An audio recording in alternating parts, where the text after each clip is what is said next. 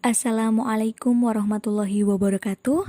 Yang terhormat Ibu Septiana Purwaningrum MPDI, selaku dosen pengampu mata kuliah MPAI 2. Perkenalkan, kami dari kelompok 5 yang beranggotakan Ahmad Huzaimi Ainul Haqi, Diah Oktaviana Wahyuningrum, dan Maulana Zulkarnain akan sedikit memaparkan materi tentang melaksanakan pengurusan jenazah. Berikut adalah pemaparan materinya. Kewajiban umat Islam terhadap jenazah adalah kita harus segera melaksanakan pengurusan jenazah, mulai dari memandikan jenazah, mengkafani jenazah, menyolatkan jenazah, dan menguburkan jenazah. Nah, pada kesempatan kali ini, kami akan sedikit memaparkan materi tentang poin-poin tersebut. Yang pertama adalah memandikan jenazah. Syarat jenazah yang dimandikan adalah beragama Islam, lalu ada sebagian tubuhnya, meski hanya sedikit yang bisa dimandikan. Setelah itu jenazah tidak mati syahid. Lalu bukan bayi yang meninggal karena keguguran. Dan yang terakhir adalah jika bayi lahir dan sudah meninggal, maka hukumnya tidak wajib untuk dimandikan. Nah, selanjutnya yang berhak untuk memandikan jenazah adalah apabila jenazah itu laki-laki, maka hendaklah yang memandikannya adalah laki-laki. Perempuan tidak boleh memandikannya. Kecuali jika itu istri atau suami dan mahramnya.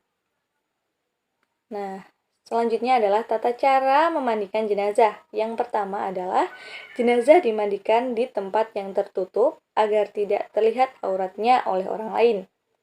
Yang kedua, jenazah diletakkan di tempat yang tinggi seperti dipan. Yang ketiga, jenazah dipakaikan kain basahan seperti sarung untuk menutupi auratnya agar tidak terbuka. Yang keempat, jenazah didudukkan atau disandarkan pada sesuatu lalu disapu perutnya sambil ditekan pelan-pelan agar semua kotorannya keluar. Setelah itu, dibersihkan dengan tangan kiri. Nah, yang harus memandikannya dianjurkan untuk menggunakan sarung tangan. Setelah itu, hendaklah mengganti sarung tangan untuk membersihkan mulut dan gigi jenazah.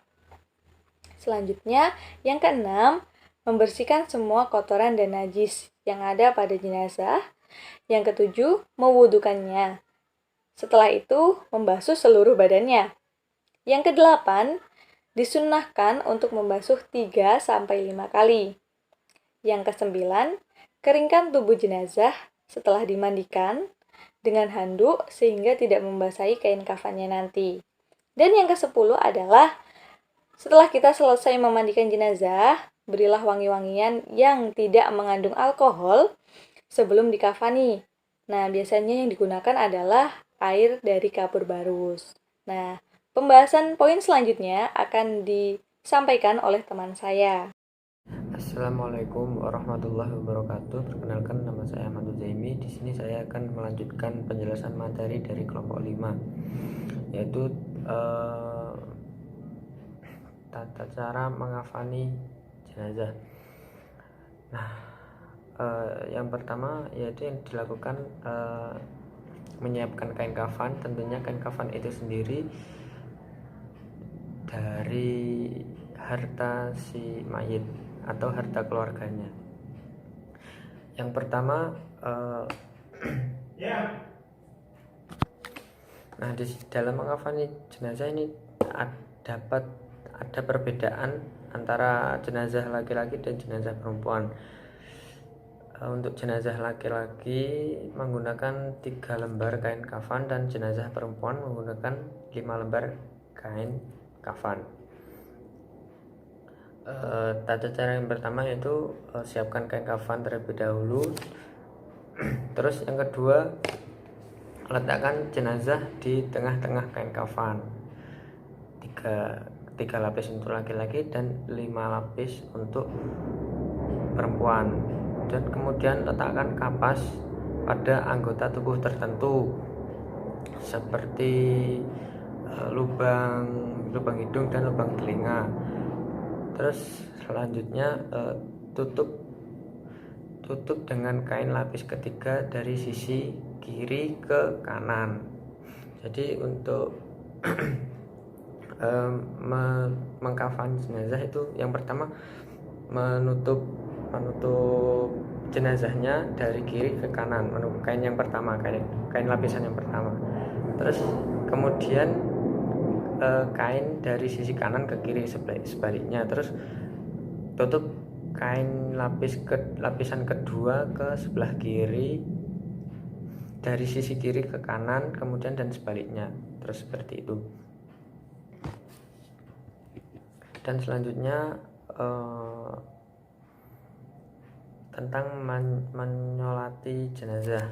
Nah, sudah kita ketahui bahwasanya orang yang meninggal dalam keadaan muslim itu wajib untuk kita sholati, seperti halnya sabda Rasulullah, sholatkanlah orang yang telah mati, dalam kurung orang Islam. Hadis riwayat Ibnu Majah. Nah, keadaan jenazah yang bisa disolati haruslah suci dari badan, tempat maupun pakaian atau kain kafan. Sesudah dimandikan dan dikafani, jenazah sudah berada di depan orang yang menyolati atau sudah siap untuk disolati. Nah, tata cara untuk menyolati yang pertama, jenazah diletakkan di depan jamaah.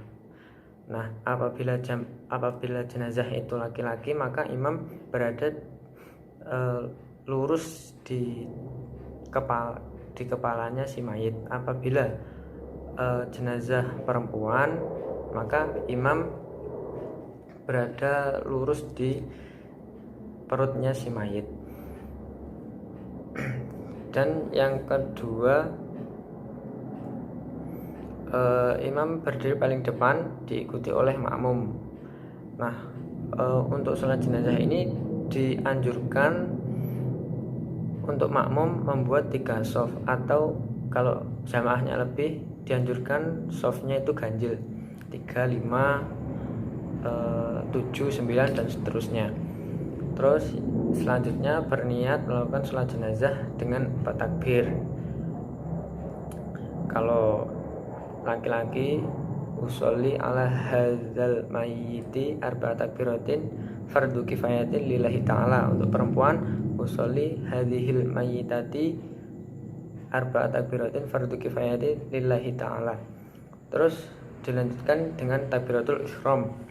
Setelah takbiratul ihram, yang dibaca adalah, setelah takbiratul ihram pertama, yang dibaca adalah surat Al-Fatihah. Kemudian dilanjutkan oleh teman saya. Terima kasih. Assalamualaikum warahmatullahi wabarakatuh. Perkenalkan, nama saya Maulana Zulkarnain. Di sini saya akan melanjutkan pembahasan tentang cara menyolati jenazah. Sholat jenazah dilakukan dengan 4 takbir. Takbiratul ihram yang pertama membaca surat Al-Fatihah, dan takbiratul ihram yang kedua membaca sholawat Nabi. Takbiratul ihram yang ketiga membaca doa jenazah, dan takbiratul ihram yang keempat membaca doa untuk si jenazah, dan kemudian salam. Selanjutnya yaitu cara menguburkan jenazah. Rasulullah Shallallahu Alaihi Wasallam bersabda dari Abu Hurairah radhiyallahu an, dari Nabi Muhammad, segerakanlah menguburkan jenazah. Hadis riwayat Bukhari Muslim. Sebaiknya menguburkan jenazah pada siang hari di liang kubur. Boleh menguburkan 2-3 jenazah. Dan sebelum dikuburkan jenazah, ahli waris bersedia untuk menjamin menuntaskan hutang piutang si jenazah. Sekian pemaparan materi dari kami, semoga bermanfaat untuk kita semua. Wassalamualaikum warahmatullahi wabarakatuh.